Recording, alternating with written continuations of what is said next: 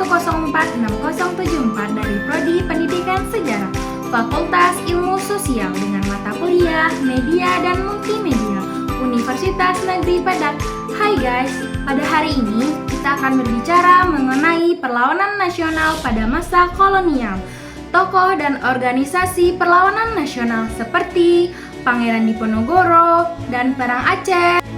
Apa latar belakang munculnya perlawanan nasional? 1. Kebijakan kolonial yang menindas. Belanda menerapkan kebijakan yang sangat merugikan rakyat di mana kultur setel atau tanam paksa.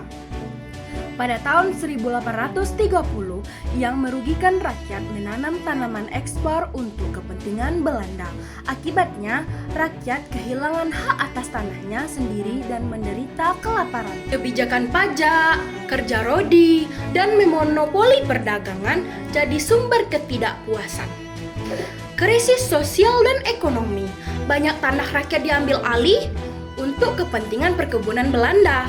Sementara rakyat dipaksa bekerja dengan imbalan yang minim.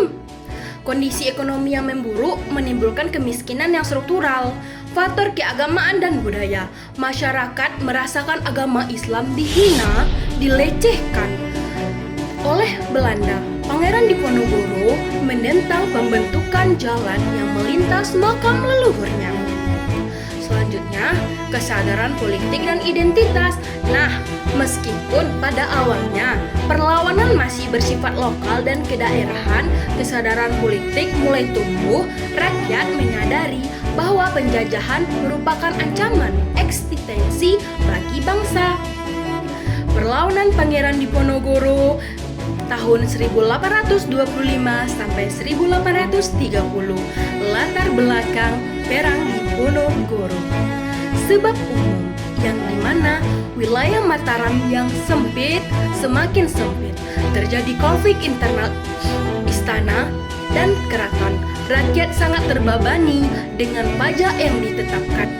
Sebab khusus patok-patok jalan yang dipasang oleh Belanda melintasi makam leluhur Pangeran Diponegoro. Pangeran Diponegoro.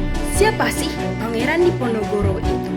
Pangeran Diponegoro lahir dengan nama Bandera Raden Mas Mustafar pada tanggal 11 November 1785. Ibunya bernama R.A. Mangkawati dan ayahnya bernama Gusten Raden Mas Suraja.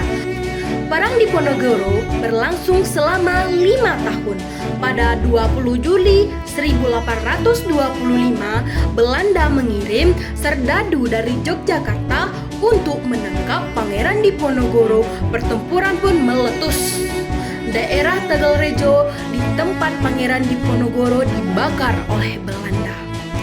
Daerah Goa Selarong yang dijadikan basis utama dari pasukan Diponegoro, Perang Diponegoro dikenal juga dengan sebutan Perang Jawa. Dalam membantu misinya, Diponegoro mengangkat Kyai Moso sebagai penasehat agama, Sentot Ali Bahar Shah Prawi Tajirjo sebagai penasehat militer. Strategi perlawanan perang. Diponegoro menggunakan strategi perlawanan yang paling terkenal ialah strategi gerilya atau perang dilaksanakan secara sembunyi-sembunyi di daerah pedesaan yang dimana memanfaatkan pengetahuan medan untuk melemahkan pasukan Belanda. Pada tahun 1827, Belanda melakukan strategi dengan membangun berbagai benteng di tanah Jawa sebagai pertahanan. Strategi ini disebut disiasat benteng Stelsel. Belanda berhasil melemahkan pasukan Diponegoro. Pangeran Diponegoro wafat pada 8 Januari 1855 di Benteng Rotterdam, Makassar. Dampak Perang Diponegoro. Kerugian besar pada pihak Belanda yang akhirnya menerapkan sistem tanam paksa yang disebut dengan kultur Stelsel serta memperkuat kekuasaan kolonial Belanda di Jawa secara tidak langsung, menekankan perlawanan dari kaum bangsawan. Tandai, area ini penting terkait perang, seperti Perang Diponegoro. Wilayah yang ditandai di peta menunjukkan kota dan kabupaten penting, termasuk Semarang, Magelang, Surabaya, Malang, dan lainnya yang menjadi lokasi benteng, pusat pasukan, dan jalur logistik perang. Perlawanan rakyat Aceh 1873–1904. Latar belakang perang Aceh. Aceh merupakan salah satu wilayah yang masih merdeka ketika Belanda berusaha memperluas kekuasaan di Nusantara. Letaknya yang strategis dan kaya akan rempah membuat Belanda berusaha menguasai Aceh. Namun rakyat Aceh menolak dengan tegas. Tokoh-tokoh perlawan Aceh, Sultan Mahmud Syah II sebagai simbol kedaulatan Aceh. Teku Umar, dikenal dengan strategi liciknya, sempat berpura-pura bekerja sama dengan Belanda untuk kemudian berbalik, menyerang. Cut Nyak Dien, istri Teku Umar, melanjutkan perjuangan dengan semangat jihad, meski dalam kondisi sakit. Cut Mutia dan Tungku Cik Ditiro, tokoh lain yang memberikan kontribusi besar dalam perlawanan. Jalannya Perang Aceh. Perang ini berlangsung lebih dari 3 dekade. Belanda mengerahkan kekuatan besar dengan taktik divide et impera, politik adu domba, dan membentuk pasukan khusus.